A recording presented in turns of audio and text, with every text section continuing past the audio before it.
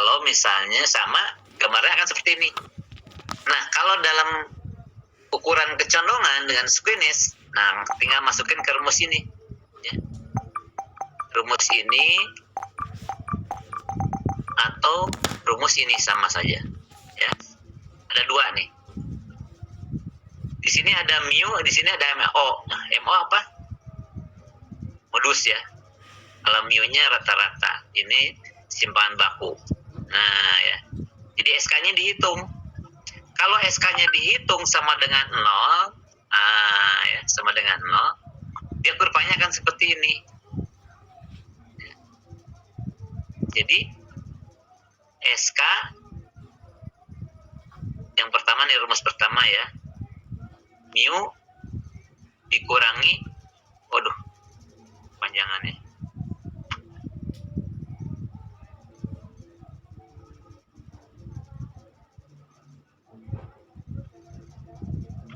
Jadi SK sama dengan mu dikurangi mo, modus ya, dibagi sigma, nah gitu. Nah kalau SK-nya 0, kenapa 0? Karena mu sama dengan mo, karena rata-rata sama dengan modusnya, ya. Angka yang sama dikurangkan kan menjadi 0. 0 dibagi berapapun ya 0. Nah, akan seperti ini. Ya. Akan seperti kurva simetris. Kalau misalnya SK-nya lebih besar daripada 0, nah, kalau lebih besar daripada 0 berarti kan di sini mu dikurangi M0-nya harus positif, ya. Atau harus mu-nya lebih besar daripada modus, atau rata-ratanya harus sama dengan lebih besar daripada modus, ya. Nah, baru dia SK-nya akan bernilai positif. Kalau positif berarti dia condong ke kiri, ya, positif. Condong ke kiri di mana rata-rata lebih besar daripada modusnya. Ini hanya melihat rumus pertama, ini hanya melihat dari rata dan modusnya, ya. Kemudian yang ketiga, jika SK lebih kecil daripada 0, ya, maka negatif, ya, atau lebih kecil dari 0 negatif, maka condong ke kanan, ya, ke kanan, ya. Waktu kemarin kita melihat, ya,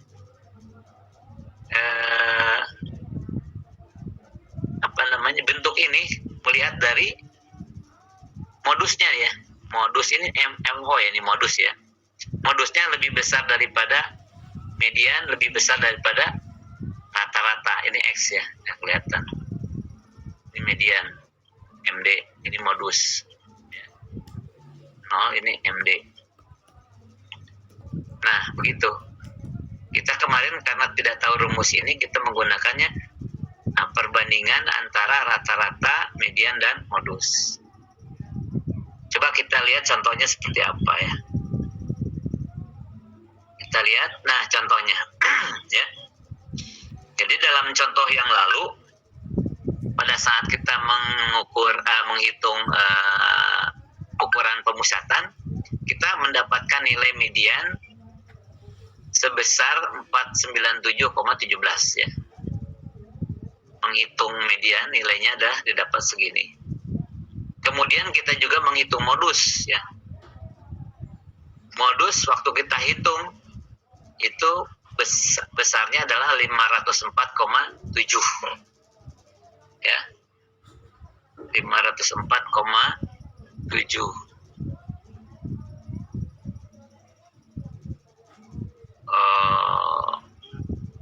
Kemudian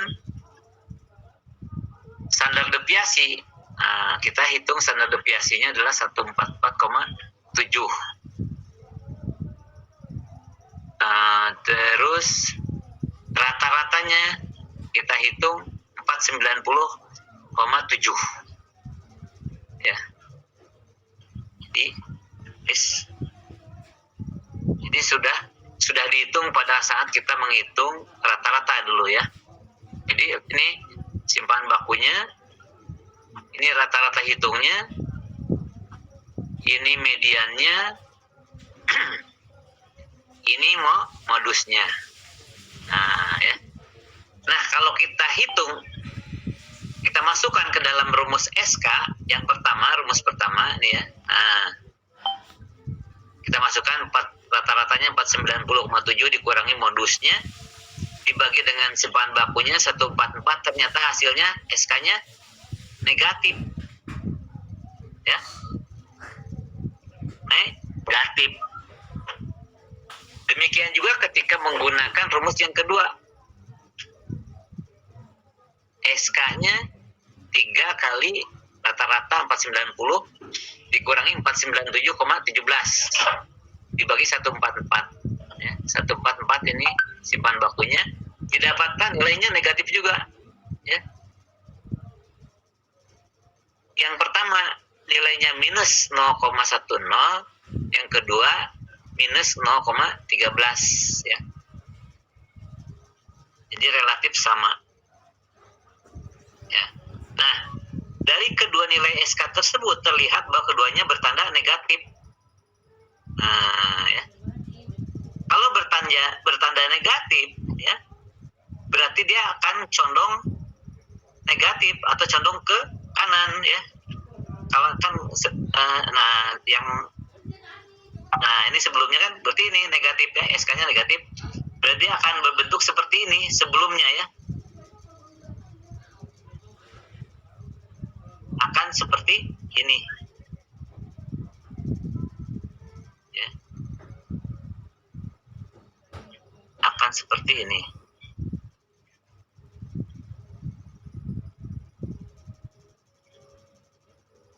Nah, akan seperti ini ya.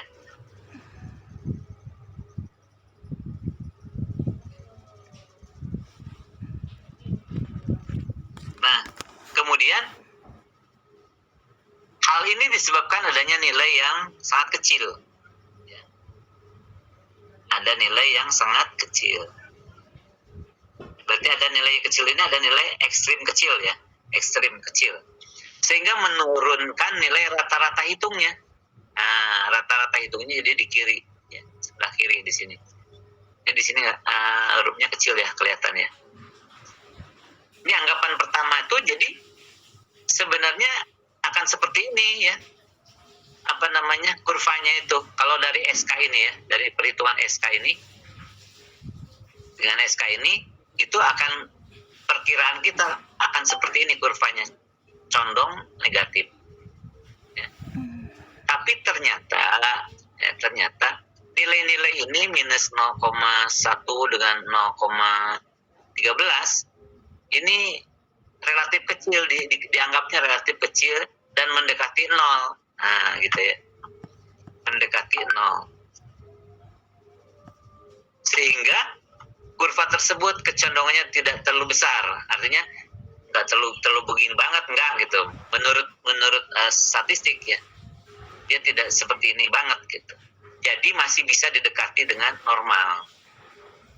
Nah, jadi statistik bisa mengatakan data ini meskipun SK-nya segini ya, itu bisa dikatakan kurvanya seperti kurva ini. Ya. Tidak kurva ini. Tidak kurva condong negatif ya. Tapi bisa dianggap mendekati normal, mendekati kurva ini ya. Seperti itu. Nah, ini ya. Memang kadang-kadang dalam statistik seperti itu ya. Jadi nilai itu sifatnya relatif. Artinya kalau nilai itu tidak terlalu besar,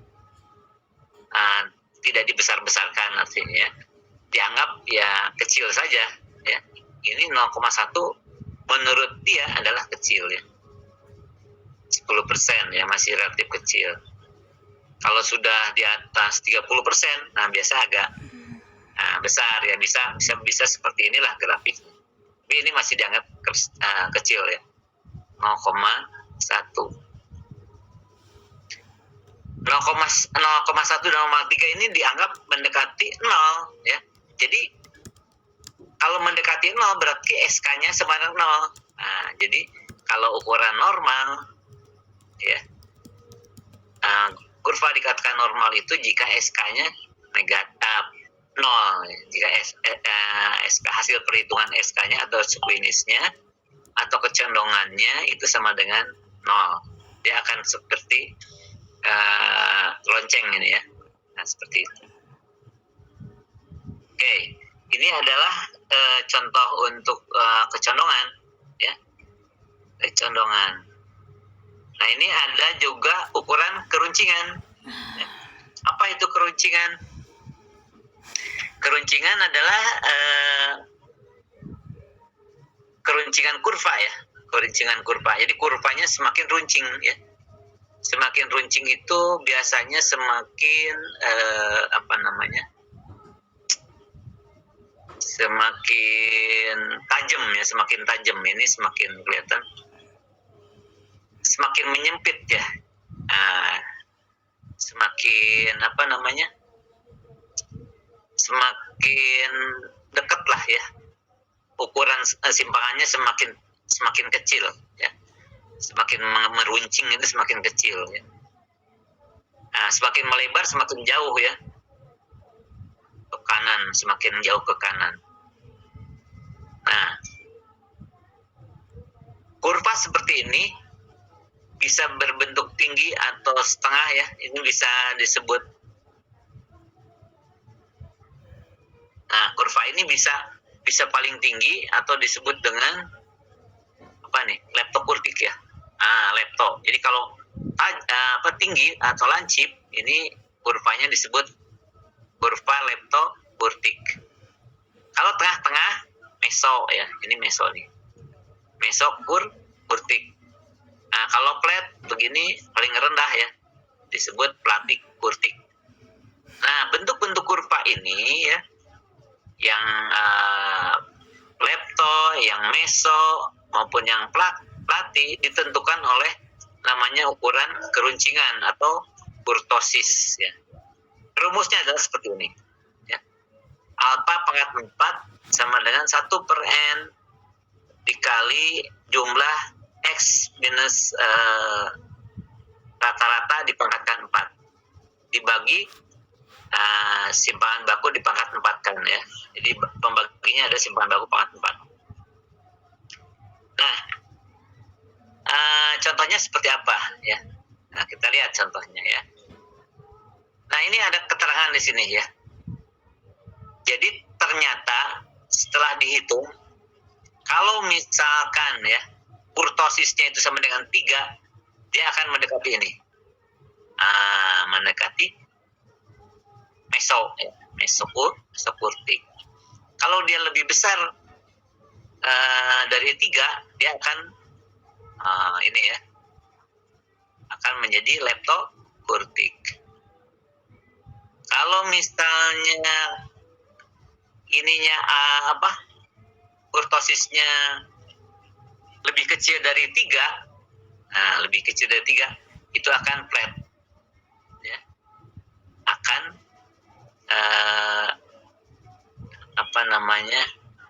akan tumpul ya. Tumpul atau flat lah ya, flat. Akan datar. Itu jika di sini kelihatan kan kurtosisnya lebih kecil daripada 3. Kita lihat contoh perhitungan. Ini ya. Kita misalnya untuk melihat keruncingan tentang pertumbuhan ekonomi negara Asia Tenggara ya pada tahun 2002. Nah, bagaimana menghitung koefisien keruncingan? Kita lihat. Ya. Ini adalah ada 10 negara ya. Cina, Filipina, Hong Kong, Indonesia, Kamboja, Korea Selatan, Malaysia, Singapura, Thailand, dan Vietnam. Nah, ini adalah pertumbuhan ekonomi. Ya. Di sini paling tinggi siapa nih pertumbuhan ekonominya? Mana yang paling tinggi dari 10 negara ini pertumbuhan ekonominya?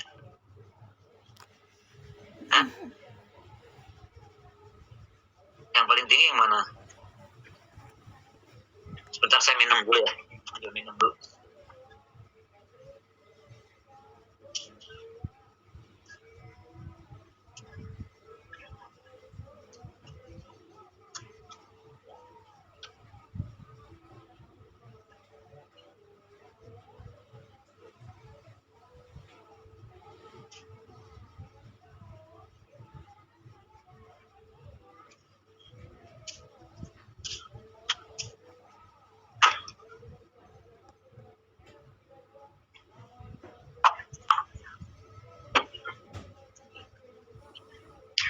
Ya, kita lanjutkan.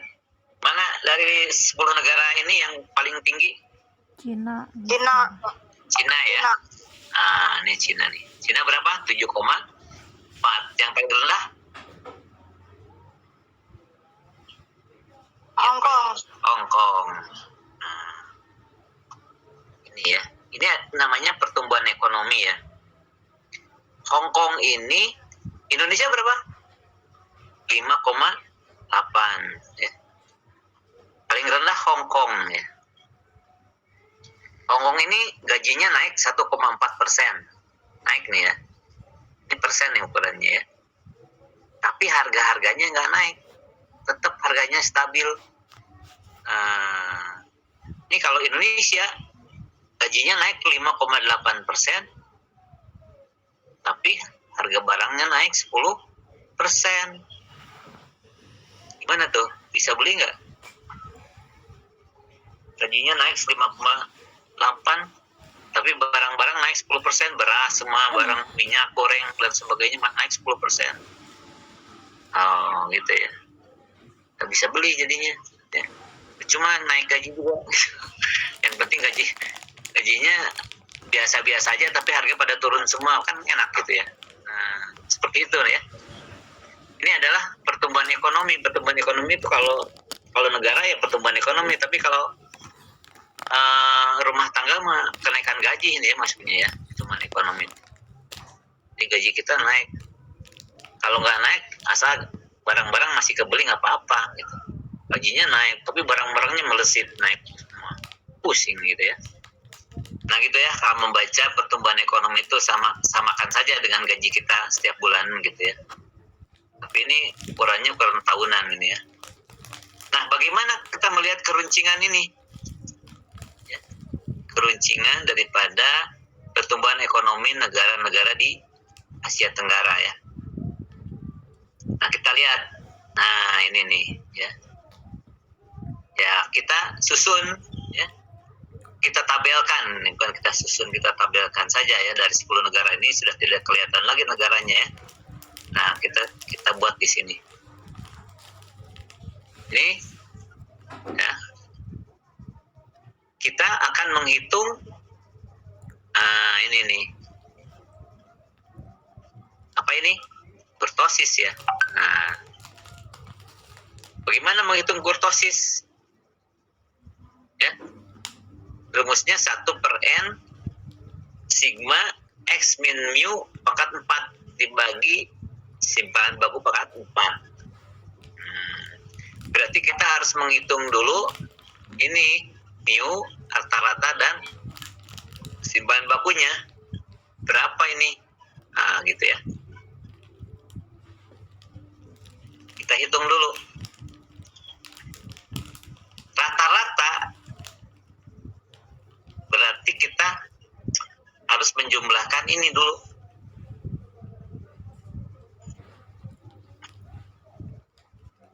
Ya, jumlahkan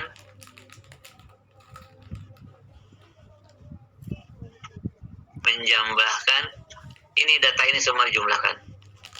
X-nya dijumlahkan semua. Ya. Kalau kita jumlahkan ini adalah sama dengan ada di sini ya. Nah, ini jumlahnya 49,8 ya.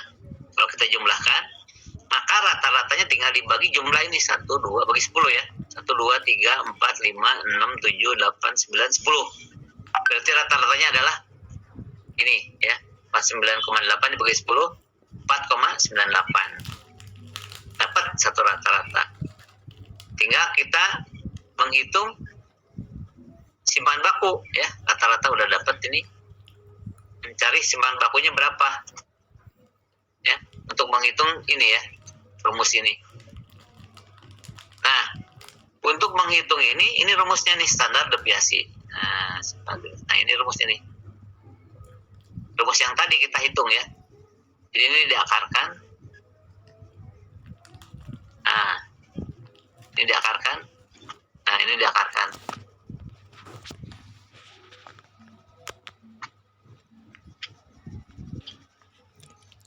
Nah, berarti kita perlu X min mu. Nah, kita hitung dulu X min mu ya.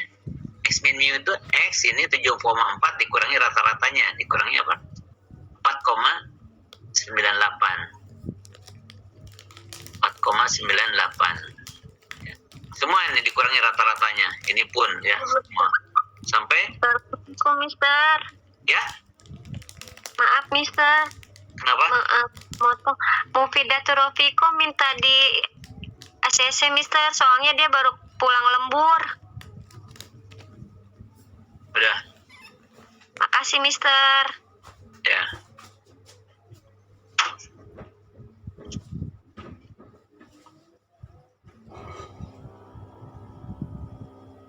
Oke, kita lanjut ya.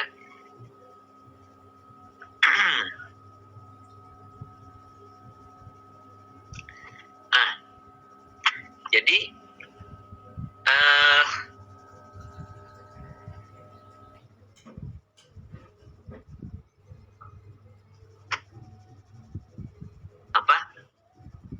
ini sudah didapat rata-rata, terus standar deviasinya juga didapat nih 1,6 dari mana ya? Nah, ini pakai rumus ini yang tadi ya.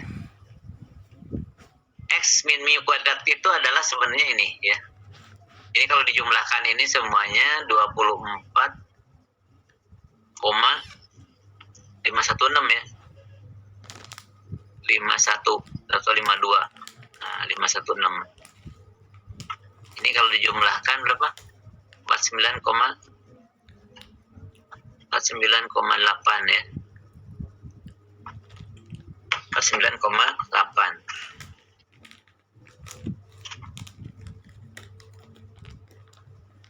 Nah, kalau ini sudah didapat, simpan baku sudah didapat 1,6 ya. Tinggal masukkan ke dalam rumus ini. Inilah rumus kurtosis. 1 per n, n-nya 10, 1 per 10, n x min mu dipangkatkan 4, oh ini ya. Nah, ini kalau dijumlahkan semua adalah 204 nih. 204,27. Nah ya.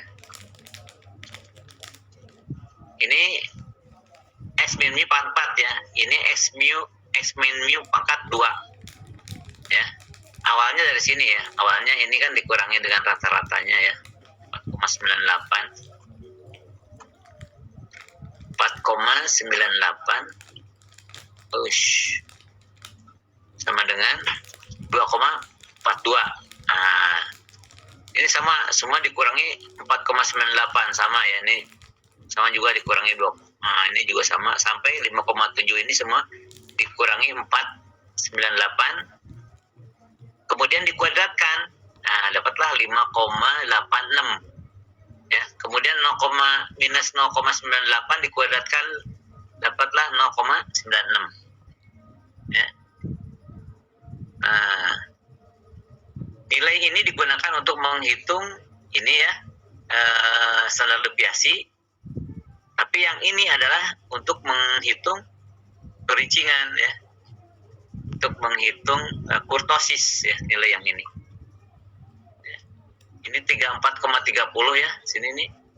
Ini ada kuadrat, dikuadrat dari 5,86. 0,92 pun adalah kuadrat dari 0,96. 164,26. Nah, ini ya. Ini adalah kuadrat dari 12,82. Jadi kalau 12,82 dikuadratkan itu nilainya adalah 164. Semua dikuadratkan supaya dapat jadi X min mu pangkat 4. Setelah dijumlahkan semua ini ya, dijumlahkan semua nih adalah 204,27. Inilah nilai yang digunakan untuk menghitung kurtosis ya. Jadi di kurtosisnya bisa dihitung alpha pangkat 4 sama dengan 1 per n dikali X min mu pangkat 4 dibagi dengan simpanan baku pangkat 4 berarti adalah 1 per 10 dikali 204,27 dibagi simpanan bakunya 1,6 dibagi dipangkatkan 4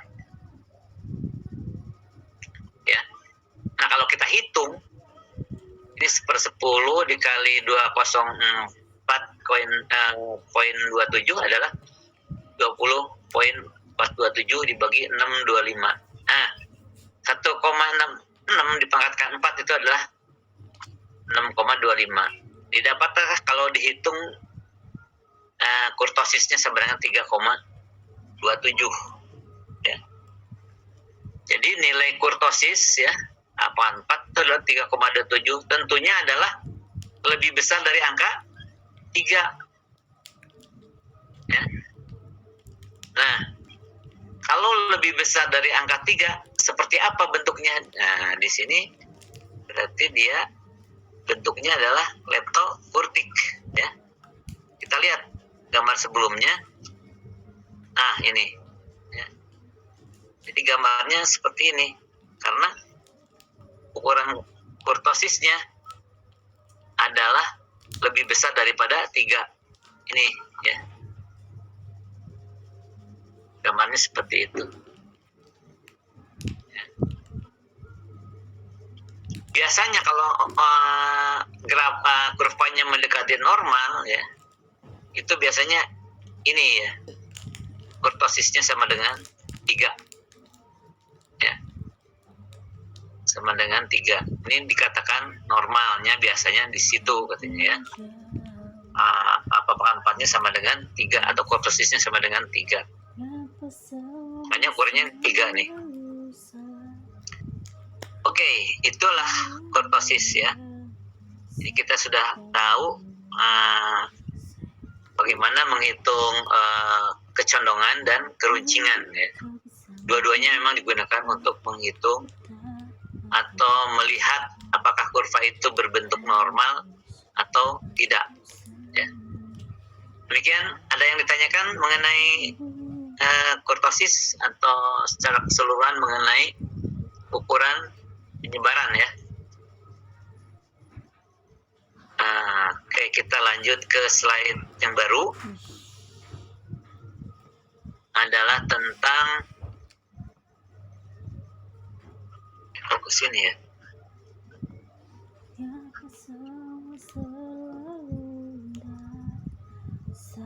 Bentar.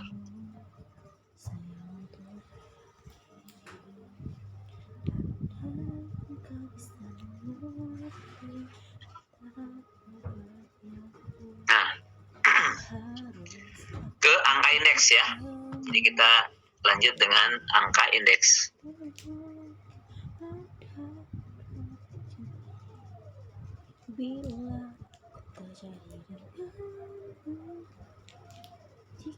Angka indeks ini sering digunakan ya.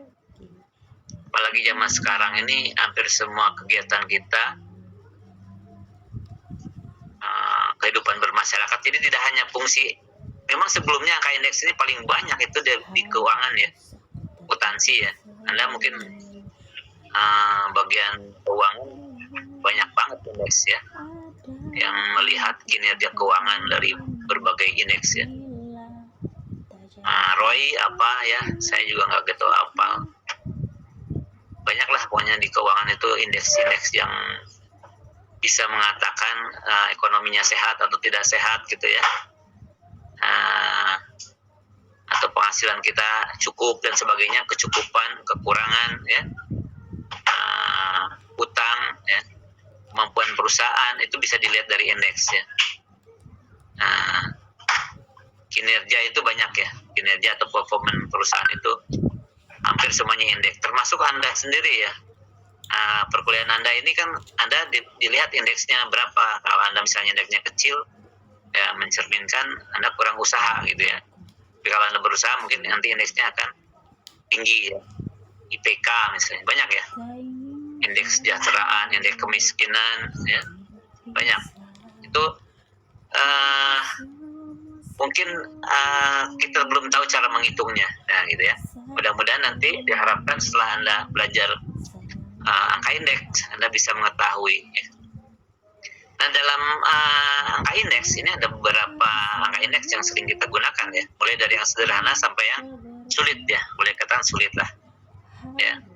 Sederhana itu dianggapnya rata gitu, semuanya sama, sehingga lebih mudah untuk menghitungnya ya. Kemudian ada yang disebut dengan agregat ya, agregat. Ada yang relatif sederhana, ada agregat. Agregat ini gabungan ya.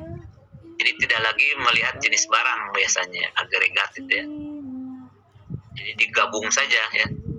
Kalau ada makanan, jenis makanan macam-macam, misalnya kue-kue, yang penting kue gitu. Tidak melihat dia bolu kukus atau apa, kue apa, kue singkong, kue keju, kue apa, tapi tidak, jangan kue aja semua ya. Atau snack gitu ya. Kalau dalam pertanian misalnya palawija ya, atau makanan pokok ya, tidak dilihat dia misalnya dari jagung, kedelai, beras ya, yang penting makanan pokok, jadi dijumlahkan saja itu ya. Nah, indeksnya disebut dengan indeks agregat ya. Gabungin aja, dikarungin aja gitu ya. Kemudian dari agregat yang sederhana pun kemudian ada yang tertimbang. Ya, beberapa ahli ada yang memisah-misah ya, sudah digabungkan, dikasih pembobot ya. Artinya masih ada perbedaan lah. Orang mungkin di Jawa Barat terutama ya, lebih mementingkan beras daripada jagung misalnya gitu ya, untuk makanan pokok. Nah, itu makanya diberi bobot lebih tinggi ya. Jadi bobot ini sebenarnya, pertimbang ini tergantung kepada kepentingan kita ya, kepentingan keperluan kita ya, atau manfaatnya lebih banyak misalnya ya, kita yang menentukan ya, maksudnya yang menggunakan, yang tentunya lebih paham ya, mana yang paling perlu, mana yang kurang perlu, atau biasanya tidak ada penggantinya, makanya lebih penting gitu ya. Kemudian ada macam-macam angka indeks ya. Nanti perhitungannya semua dalam perhitungan saksi ini lebih mudah memang kita menggunakan Excel ya. Karena ada sel-selnya, ada baris dan kolomnya ya. Nah, seringkali kita menggunakan data-data tabel, makanya Excel ini senjata paling ampuh ya dalam perhitungan matematis, terutama ya, yang bersifat matematis lah. Keuangan juga terutama ya. Anda dalam pelaporan keuangan seringkali menggunakan Excel, lebih mudah supaya memudah hitungnya ya. Oke, kita lanjutkan. Kita lihat seperti apa bentuk angka indeks relatif yang sederhana ya. Nah, jadi angka indeks sederhana adalah sebuah angka yang menggambarkan perubahan relatif terhadap harga, kuantitas, atau nilai dibandingkan dengan tahun dasar. Jadi angka indeks itu yang paling sederhana itu ada 3 sebenarnya ya.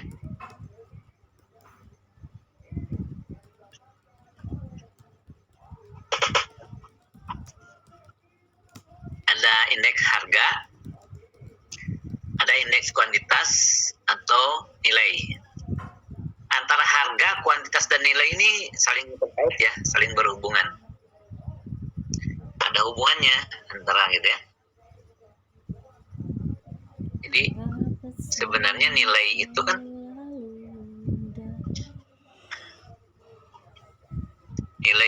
sama dengan sebenarnya kan harga ya, harga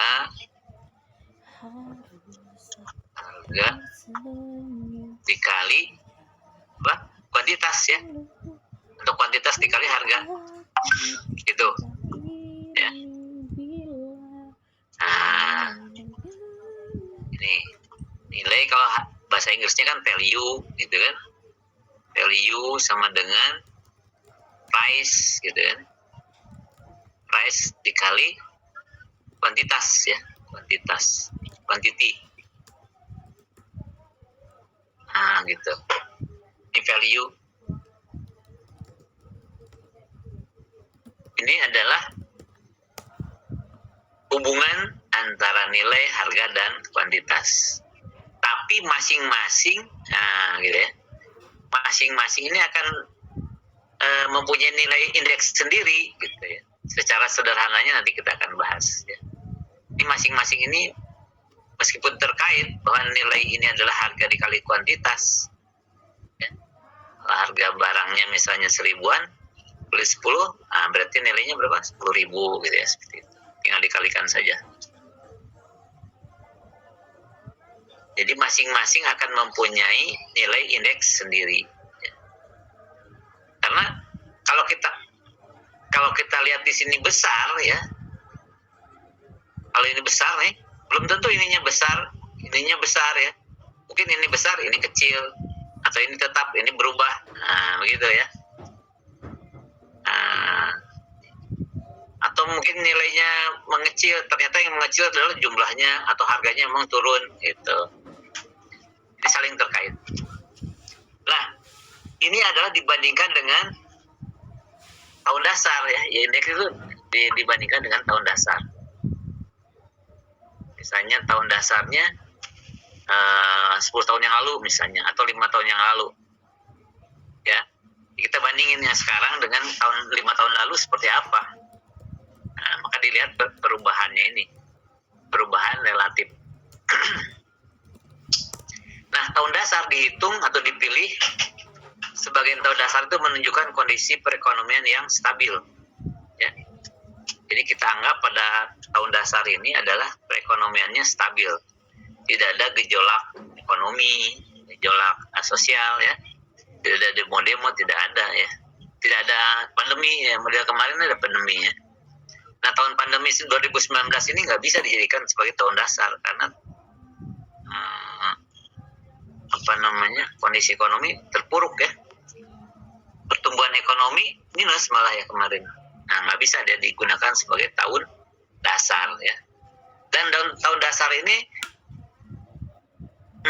yang digunakan diusahakan tidak terlalu jauh dengan tahun yang dibandingkan ya, sehingga perbandingannya masih bermakna ya.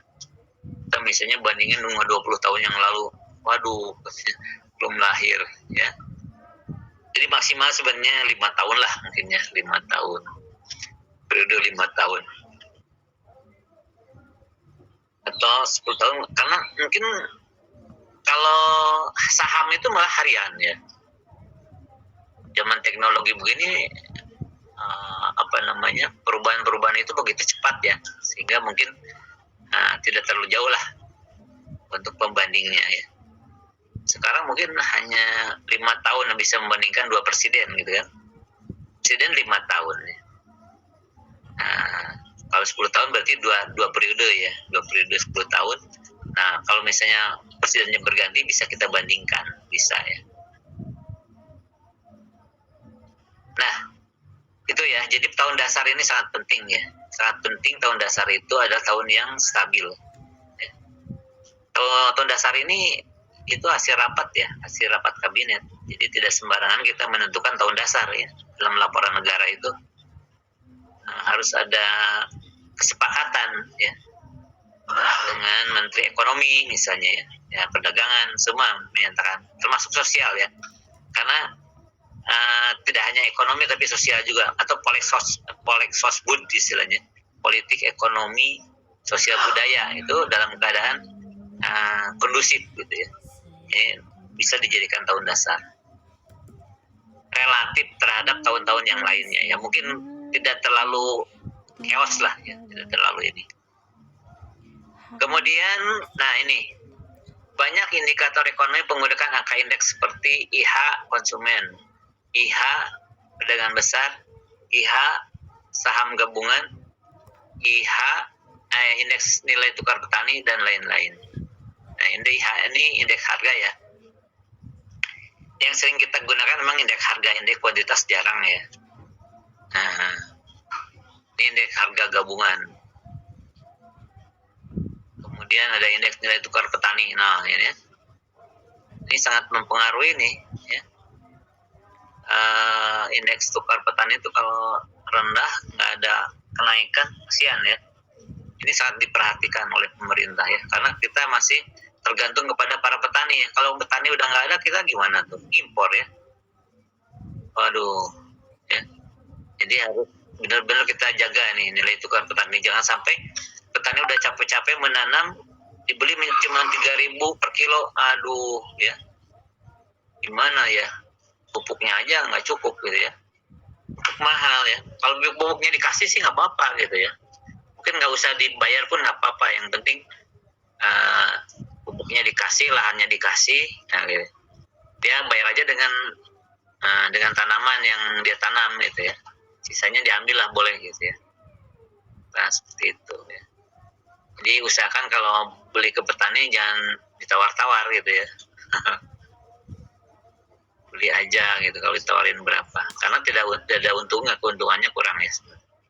Sekarang ada petani berdasi ya, jadi menggunakan hidroponik. Oke ya. Ini adalah contoh untuk indeks harga saham gabungan ya, antara 3 negara, Indonesia, Korea Selatan, dan Malaysia nih. Kelihatannya Indonesia indeks harga saham gabungannya masih rendah ya, antara 400 sampai 500, mungkin 450-an ya. Sedangkan untuk Korea dan Malaysia sudah di atas 700 ya. Sudah tinggi ya per slotnya, per lembarnya ya, harga saham ini ya. Harga saham, indeks harga saham gabungan. Kemudian ini contoh aja ya. Kelihatannya bulanan ini Agustus September ya, dalam satu semester mungkin ini ya, 6 bulan. Kemudian ya, apa sih yang disebut dengan angka indeks relatif sederhana ya. Jadi definisinya angka indeks relatif sederhana ini adalah dikenal juga dengan unweighted index, yaitu indeks yang tanpa memperhitungkan bobot setiap barang dan jasa. Jadi tidak dikasih bobot ya, unweighted ya, unweighted, tidak ada bobotnya, tidak ada pembobotnya, tidak ada kepentingan, dianggap sama, kan disebut relatif sederhana. Nah, yang pertama adalah untuk menghitung angka indeks harga relatif sederhana ya. Jadi kita lihat sini indeks harga ya, yang akan kita lihat. Indeks harga.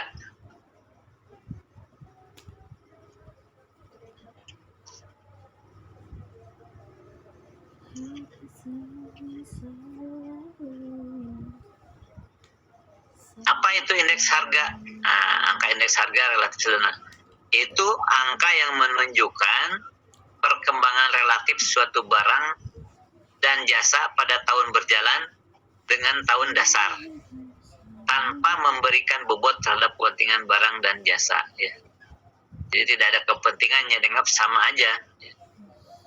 Barangnya nggak dibeda-bedain, sama lah pokoknya, nggak dibedain nilainya, nggak ya, disamakan saja. Nah, sama pentingnya maksudnya gitu ya. Nah, rumusnya kalau misalnya dia sederhana adalah seperti ini ya. Ya, seperti ini. Indeks harga atau IH sama dengan HT dibagi H0 dikali 100. Ya. Mudah ya rumusnya ini. HT adalah harga sekarang, H0 adalah harga tahun dasar. Kalikan 100 aja udah. Ini harga. Kalau kita punya data ya, punya data dari tahun 96 sampai dengan 2002 nih ya. Data tentang harga saham misalnya, harga saham, harga barang nih. Dari tahun 96 sebesar 1014, 1012, 2.461 sampai paling tinggi 2.777. Nah, harga indeksnya adalah 100 untuk tahun 96. Ya. Ini sih ada keterangan nih ya.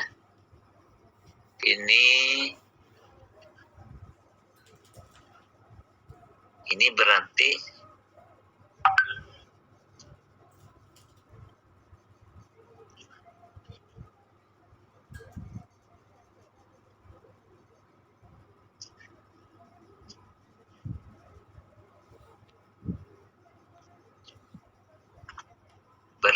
ini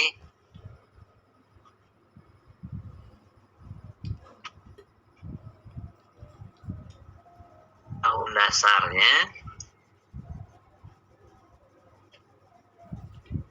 96 ya.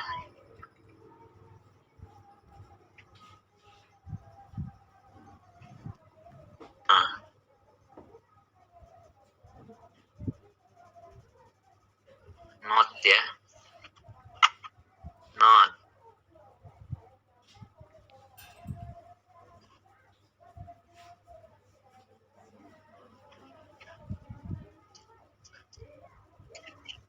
Nah, ya.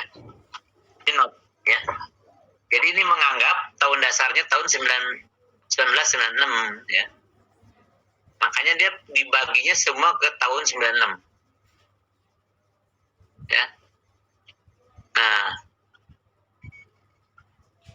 kita lihat misalnya contoh yang pertama ya.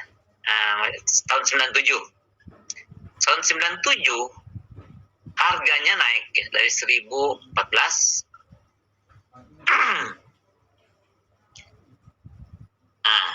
Ya.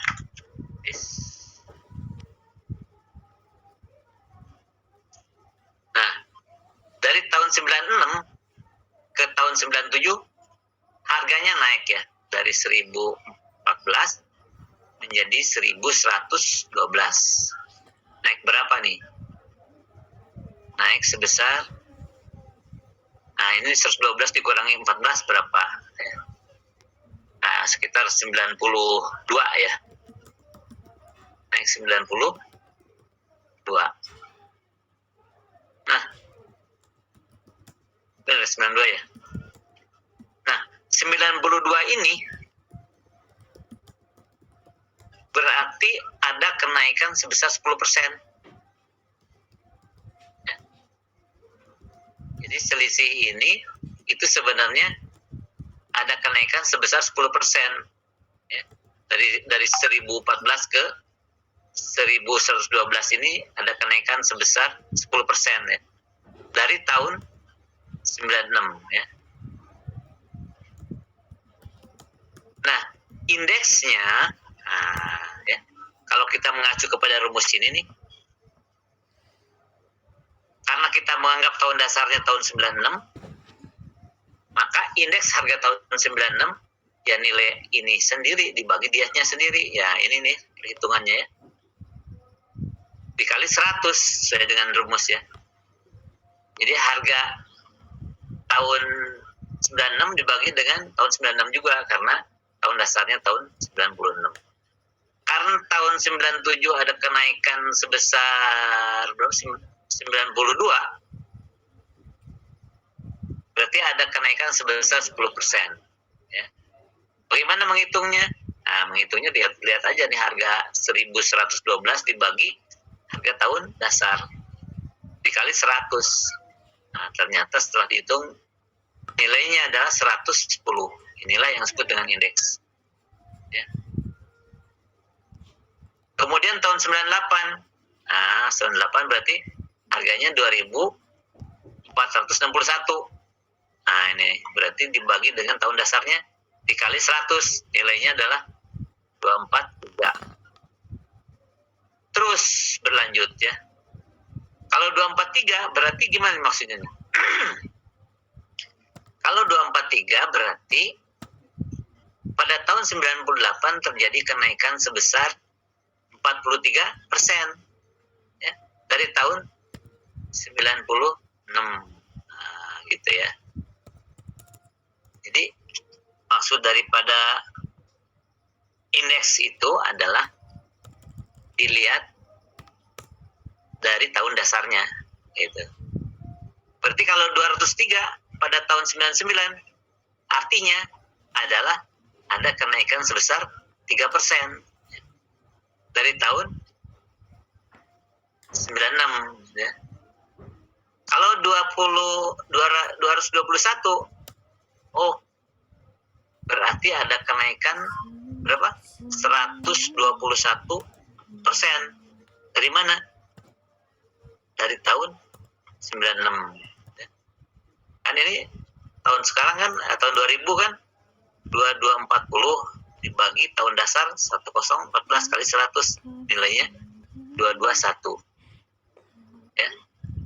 Berarti ada kenaikan sebesar 121%. Ya. Nah, tahun 2001 menjadi 2.524 harganya, ya. Dari 2014 terus ada kenaikan sampai 2001. Setelah kita hitung, indeksnya adalah 249. Ya. 249 dari mana? Tahu ya, 2524 dibagi 1014 dikali 100. Berarti ini ada kenaikan berapa? Kenaikan 149%, ya. Persen dari mana? Dari tahun 96, ya.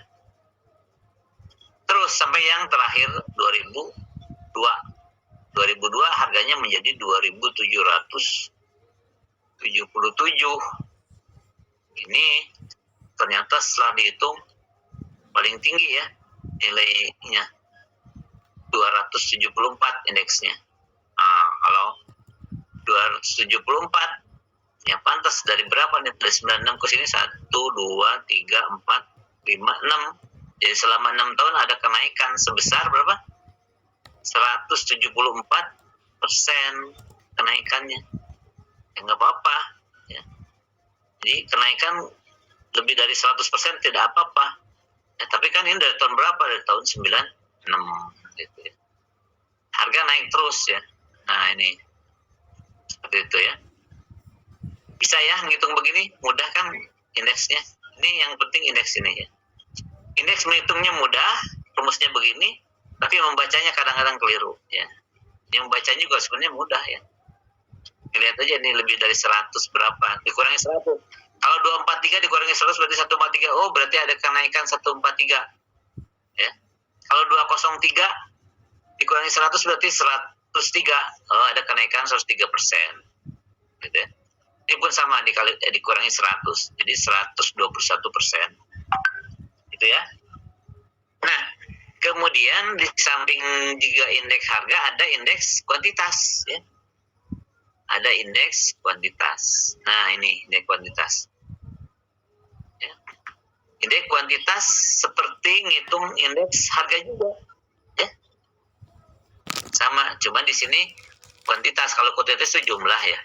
Nah, ini jumlah produksi. Tahun 96 misalnya 31 ton. 97 30 ton. 98 32 ton. Sampai tahun 2002 31 ton. Ini kayaknya nggak ada kenaikan, ya. Ya, tetap aja gitu, kayaknya nggak ada perubahan. Balik lagi malah tahun 2002 menjadi 31 seperti tahun 96. Ya. Inilah begini, ya, kondisinya seperti itu. Ya. Indeks kuantitas. Nah, ini indeks kuantitas, ya. Ini kuantitas. Nah, gitu ya. Menghitungnya rumusnya sama, tetapi pengertiannya berbeda, ya. Di sini perkembangan kuantitas, tadi perkembangan harga, ya. Jadi melihat perkembangan jumlah produksi, ya. Kalau kita sepintas melihat perkembangan ini, tidak kurang membahagiakan, ya. Nggak ada kemajuan, gitu ya. Nggak ada kemajuan, nggak ada penambahan produksi, ya. tetap aja di 30-an gitu. Nah, buktinya di sini ini 97 nih, tahun 97. Tahun 97. Nah, ini lebih kurang dari 100 ya. Berarti menurun 1 ton dari 31 menjadi 30 ton. Nah, misalnya ini ton misalnya. Kalau dari persennya, dari indeksnya dia turun berapa? 3%. 3% turun atau minus 3%. Minus 3% dari mana? Dari 97 dikurangi 100 ya. 97 dikurangi 100. Nah, gitu. Minus 3% turun. Kemudian tahun 98 menjadi 32 ton. Nah, berarti ada kenaikan 1 ton ya. Dari tahun 96, dari 31 menjadi 32 ya. Jadi kita tetap melihatnya ke tahun 96 ya. Nah, kalau naik 1 ton berarti ada kenaikan sebesar 3%. Nah, indeksnya adalah 103. Dari mana 103? Dari 32 dibagi 31 ya. Dikali 100. Ini kan jadi 103. Sama semua ya. Nah, tahun 99 pun 106 indeksnya ya. 106 dari mana? Dari 33 dibagi 31 ya. Dikali 100. Maka indeksnya menjadi 106. Artinya apa? Artinya ada kenaikan 6% ya. Jadi apa yang naik 6%? Kuantitas atau jumlah produksi ya. Kuantitas. Jadi kuantitas naik sebesar 6% dari tahun 96. Kuantitas tahun 99 atau indeks pada tahun indeks kuantitas pada tahun 99 adalah 106. Artinya ya, ada kenaikan sebesar 6% dari tahun 96. Ya. Ada kenaikan sebesar 6% dari tahun 96.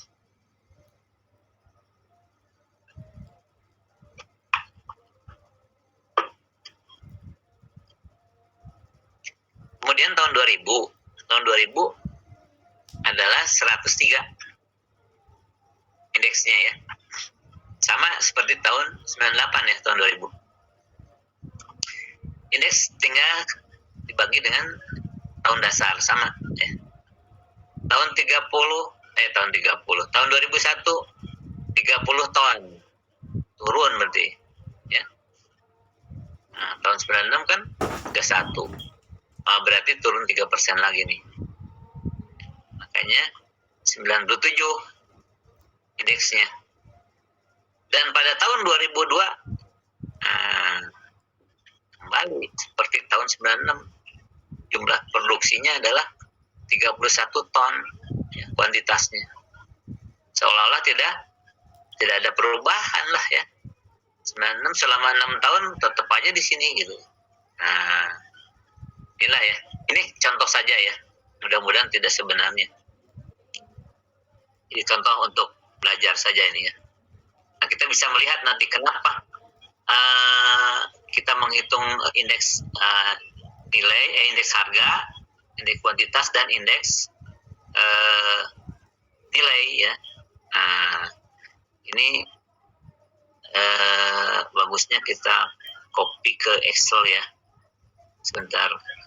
Karena untuk nilai ini, jadi indeks nilai ini adalah sebenarnya perkalian antara, ini indeks nilai ya, yang ketiga adalah indeks nilai. Indeks nilai menunjukkan perkembangan nilai. Nah, di sini ada harga dikalikan dengan kuantitas. Ya. Harga dikalikan dengan kuantitas. Nah, di sini indeks nilai sama dengan nilai sekarang dibagi nilai tahun dasar. Sama ya, kalian. Tapi karena nilai ini